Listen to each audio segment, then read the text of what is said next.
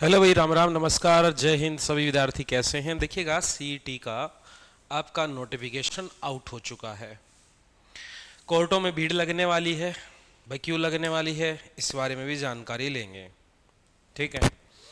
अब देखिएगा यहाँ पर क्या इन्होंने डिसाइड किया है, क्या क्या ये लेके चलने वाले हैं, एग्जाम कब होगा और इसकी लास्ट डेट कब हो। क्योंकि हमारे जो विद्यार्थी हैं भाई, लास्ट डेट की बड़ी ध्यान रखे हैं कि फार्म भाई लास्ट डेट बताओ गुरुजी, लास्ट डेट कौन सी होने वाली है, हम तो लास्ट डेट ना भराएंगे, है ना। तो भाई टाइम तो भर लियो।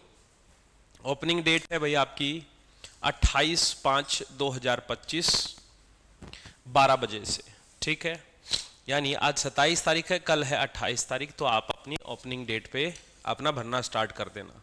लेकिन भरने से पहले कुछ सर्टिफिकेट्स का ध्यान रखना। आप जितने भी विद्यार्थी हैं जिसके पास बीसीए, बीसीबी, ईडब्ल्यूएस या किसी भी प्रकार का कोई सर्टिफिकेट है, मेडिकल इश्यू का कोई सर्टिफिकेट है, कुछ भी है, उसको अपडेट करा लीजिएगा। क्योंकि साफ साफ इन्होंने ये मान के चल लीजिएगा 110 पेज का एक पीडीएफ जारी किया है। उस पीडीएफ में बहुत सारी कंडीशन पहले से ही, ताकि ये नहीं चाहते कि कोर्टों में दोबारा से केस जाए सीईटी के ऊपर। ठीक है ना, पहले भी जा चुका है, फिर से ना जाए। तो मेन जो बातें हैं, पॉइंट हैं, उन पर ध्यान दे लेते हैं भाई। देखिएगा भाई, सीईटी का जो बात की जाए तो सबसे जो मेन पॉइंट इसमें थोड़ा हट के नजर जो आया है वो ये आया है कि भाई क्वालिफिकेशन तो वही है, एज लिमिट भी वही है, 42 साल तक, 18 से 22 साल के आप होने चाहिए।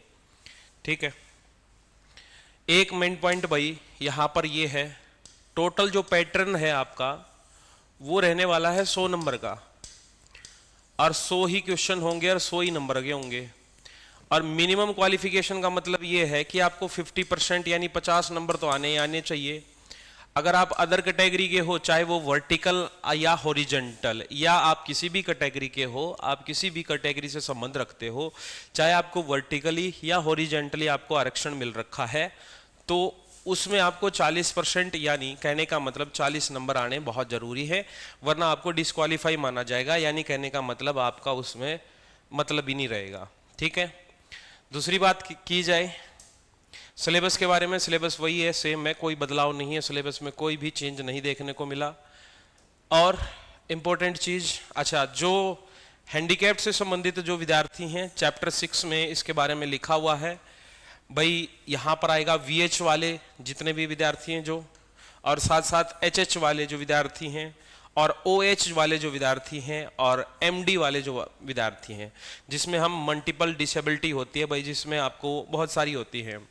ऑटिज्म भी होती है, ऑटिज्म का मतलब जो दिमाग से कमजोर होते हैं उनका भी बनता है, तो उनको भी लेके चल रहे हैं। और सीखने में जो बीमारी होती है उससे संबंधित, तो आप जाके सभी के सभी विद्यार्थी एक बात का ध्यान रखना, अपना अपडेट करवा लेना। और खास करके एक्स सर्विसमैन, जो एक्स सर्विसमैन से संबंधित हैं, उनके लिए भी यहाँ पर पोस्ट हैं और वो भी सीईटी देंगे।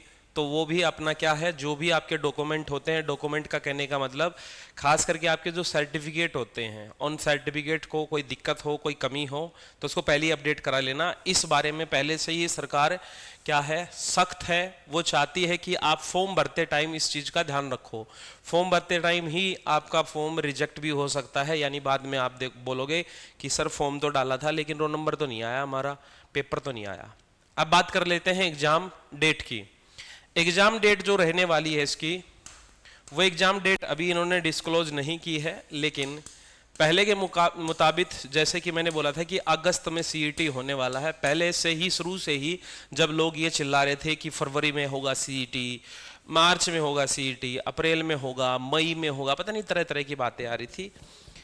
तो पुरानी वीडियो उठा के भी देख लोगे, तब भी मैंने बोला था कि वहां पर अगस्त में सीईटी हो सकता है, लेकिन यहां पर मेरी बात में भी बदलाव आ गया है। बदलाव इसलिए आ गया क्योंकि मुझे तब तक कैलेंडर नहीं आया था, एसएससी का कैलेंडर नहीं आया था, इवन रेलवे का कुछ नहीं पता था क्योंकि डी ग्रुप का केस चला हुआ था। अब आपको पता है कि अगले महीने यानी आपके 6 तारीख से एनटीपीसी स्टार्ट हो रहा है, उसके बाद ग्रुप डी का नंबर है। ग्रुप डी जैसे ही खत्म होगा, एसएससी ने अपना कैलेंडर जारी कर दिया है। वैसे तो देखा जाए हरियाणा का सीईटी तो वो 2 शिफ्टों में ले लेंगे, आराम से खत्म कर देंगे। अब की बार बोल रहे हैं कि थोड़ा हम और शिफ्ट बढ़ाएंगे ताकि बच्चों को आने जाने में परेशानी ना हो, तो हो सकता है 4 शिफ्ट ले ले वो, यानी स्कूली बच्चों की छुट्टी के टाइम।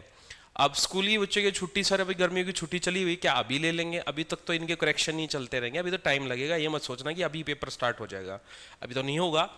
लेकिन अगस्त में अगर चाहें तो ये पेपर ले सकते हैं, लेकिन जिस तरीके के इनके हालात हमें लग रहे हैं, ये अगस्त की बजाय पेपर को या तो अगस्त के एंड में लेके जाएंगे या सितंबर के फर्स्ट वीक में आपका एग्जाम सीईटी का हो सकता है। वरना तो हरियाणा की सरकार है भाई, कुछ भी कर सकती है। अभी ये कौन सा एक नया स्टेप इन्होंने उठाया है, लेकिन खुशी की बात है, बहुत स्माइल की बात है भाई, बहुत खुशी हो रही है कि इनका पेपर ये इन्होंने अनाउंसमेंट किया है, आ चुका है। तैयारी पे लोग जाओ। करना क्या है, रिजल्ट गुरु की ऐप डाउनलोड कर लेनी है, ठीक है। वहां पर बहुत ही कम रेट में, जितने रेट में आप किसी के नोट्स खरीद के लाओगे ना, उससे भी 4 से भाग दे दो।